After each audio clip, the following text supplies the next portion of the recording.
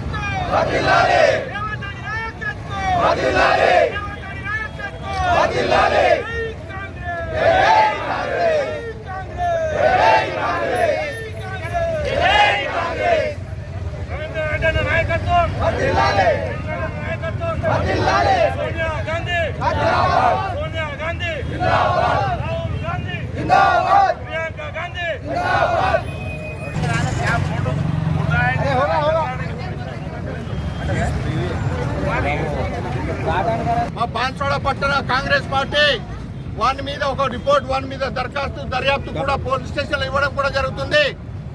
ఖబర్దార్ బాల్క సుమన్, ఇంకొకసారి మా సీఎం రేవంత్ రెడ్డి మీద అనుచిత వ్యాఖ్యలు చేస్తే నీ నాలుక కోసేస్తామని కూడా ఈ రోజు మేము కాంగ్రెస్ పార్టీ సముఖంగా నీకు వ్యక్తపరుస్తున్నాం.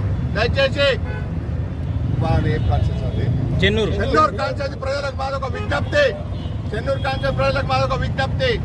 పోకిరి సినిమాలో బ్రహ్మానందంకు ఏ విధంగా వాడిని అవమానపరిచిరో మీరు కూడా కాన్స్టిట్యున్సీలో బాల్క సుమన్ ఎక్కడ బయలుదేరినా ప్రతి ఒక్క కార్యకర్త చెప్పు తీసుకొని వాడు వెంటనే బయలుదేరాలా, అటువంటి కార్యక్రమాలు చేయవలసిందిగా కోరుకుంటున్నాం.